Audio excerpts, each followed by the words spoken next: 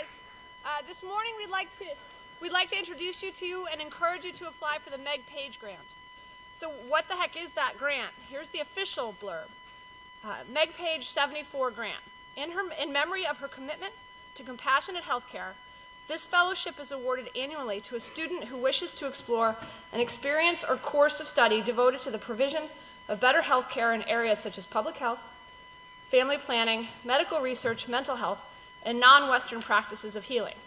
So in less formal prose, this grant is awarded to one or more students who would like to study one of the myriad of fields associated with healthcare. Student activities supported by this grant have included everything from traditional Western medicine to alternative non-Western approaches to healing, and even to scientific research in the medical sciences. This year, the 5 students that received funding were Amy Fida, who worked at the Georgetown Medical Institute, Fernando Fernandez, who worked with the National Youth Leadership Foundation in Medicine, Betsy Sednawi, who learned Reiki massage at Emerson Hospital, Ling Tang, who worked with the China-California Heart Watch and the Sri Ram Orphanage, and Nicole Liu, who worked in medical research at the Chinese Academy of Science. Amy, Fernando, and Ling are going to share some of their experiences with you so that you can decide if this is a grant that you'd like to apply for. If you want to learn more about this grant or about the Poole grant, and there was a morning meeting about that a little while back, be sure to stop by the fair tonight, which will be outside the dining hall during dinner, so about 5 to 7. All of the grant recipients from this year, for both grants, will be there to describe their experiences and answer any of your questions, so that you can decide if this is something you'd like to apply for. All right, so Amy is going to tell you about her experiences first.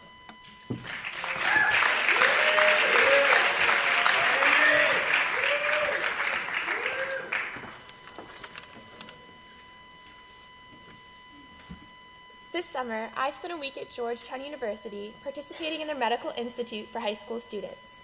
The program was packed with different aspects of the medical field, such as surgery, EMT and emergency room work, ethical and preventative science, biology, and human physiology.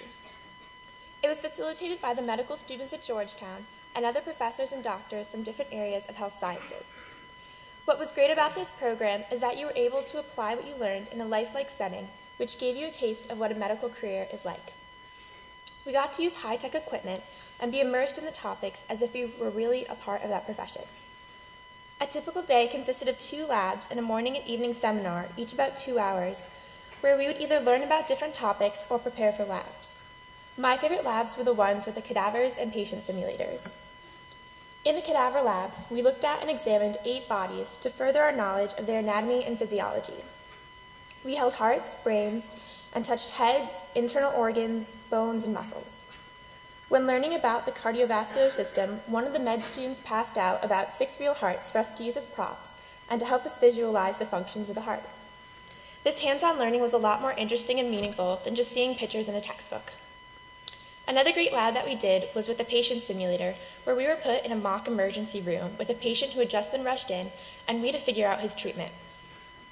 The patient simulator is a robot that can breathe, talk, blink, have its pupils dilate, have a heartbeat, accept IVs, and measure its blood to oxygen level. We were told before the lab that all the simulators are programmed to die and we had to bring them back. Our simulator, who we named Arnold, suddenly flatlined mid-treatment, but after about 6 or 7 minutes of constant CPR and numerous adrenaline shots, we brought him back. The Medical Institute program at Georgetown was really beneficial because we were able to experience many different fields and what it would be like as a first-year med student. Whether you are interested at all in the medical field or feel like spending a week of your summer learning how to properly wrap tourniquets or suture chicken legs, I highly recommend applying for this program. I'd like to give a quick thanks to Mr. McAloon for writing me a stellar recommendation and Mrs. Fruit and the entire Page Grant Committee for providing me with this amazing opportunity. Thank you.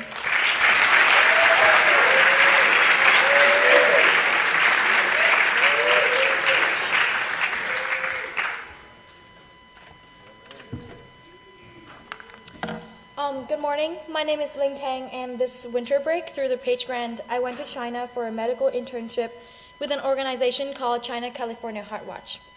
We got trained and went to very small remote villages in an impoverished part of China to screen school children for heart disease. These kids were not born in hospitals. Their mothers probably gave birth to them either at home or in their kitchens. Therefore, professional doctors did not screen them to see whether they were born with a heart defect. We detected over 100 cases of congenital heart disease, and the organization helped pay for the surgeries. After this trip, I learned a great deal about pediatric cardiology as well as healthcare in China. Despite what I hear every day in the news about an increasingly powerful nation, a large part of the population are living in extreme poverty without any healthcare system. However, what I would love to share with you today is not about heart murmurs, but about how kindness is not always the best solution. When our group of interns was walking to a small school to have dinner, Scott, an intern from America, saw a bill of 5 Chinese kuai, which is equal to about 70 cents. He picked it up and joked around with other interns about who should get the bill. In the middle of our teasing each other, there was a Chinese boy about 6 years old walking past us, and Scott yelled out, "Hey, how about we give it to the kid? His parents would really like it." And so everyone agreed, and Scott approached the kid, forced the bill into the boy's little hand, and rejoined our group to walk into the school.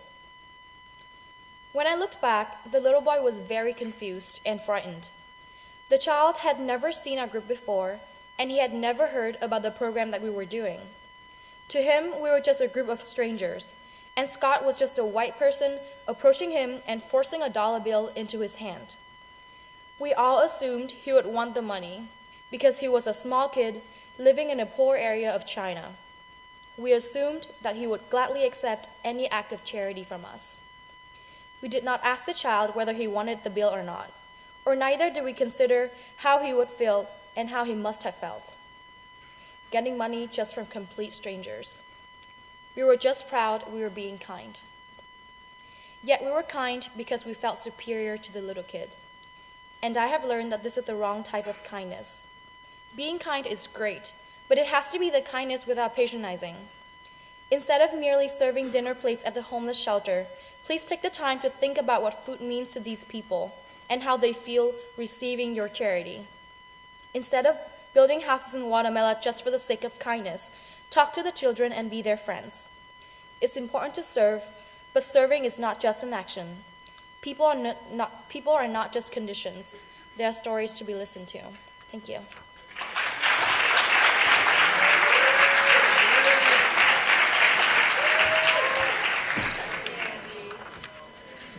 For those of you who don't know me, I'm Fernando Fernandez Jr.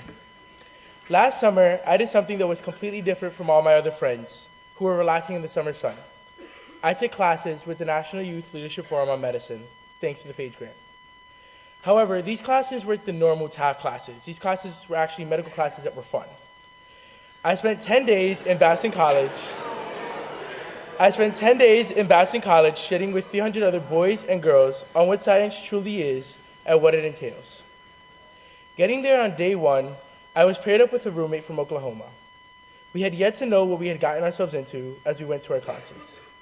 We were divided into different groups of scientists such as Nightingale and Corey. I was put in the pasture group. However, that made no difference to our experience.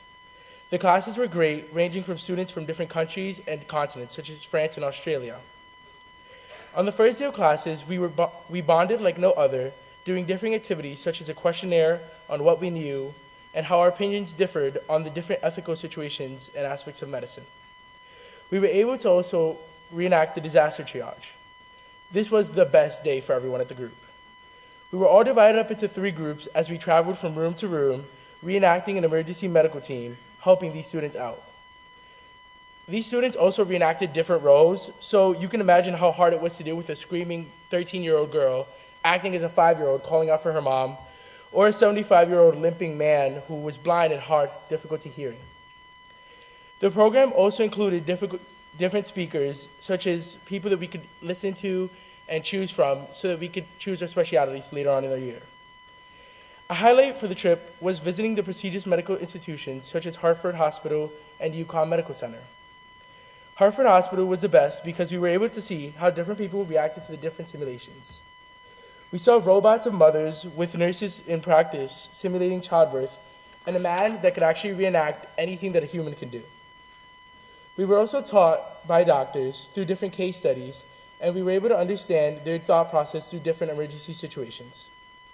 Another highlight was a talent show that we had the last night. We were able to display not only what we had learned in the group, but also how well we could break dance and just dance in general. One major thing that I learned was that being a surgeon was an extremely dangerous and a difficult occupation. We were able to get the luxury of sitting in on a total knee replacement surgery and ask the surgeon operating questions. After watching the surgery, I was sure enough that I was not going to be a surgeon anytime soon. However, watching the cartilage fly and some bone fly off the surgeon's knee, and as he drilled into the man's bones, was scarring. It was a great experience overall, and I was able to learn that medicine was a passion of mine. No doubt now that I wanted to be a biomedical engineer, and I could not have done that without the help of the Page Grant. I encourage everyone to apply for the Page Grant because it is an unforgettable experience and it's a life-changing experience. Thanks a lot.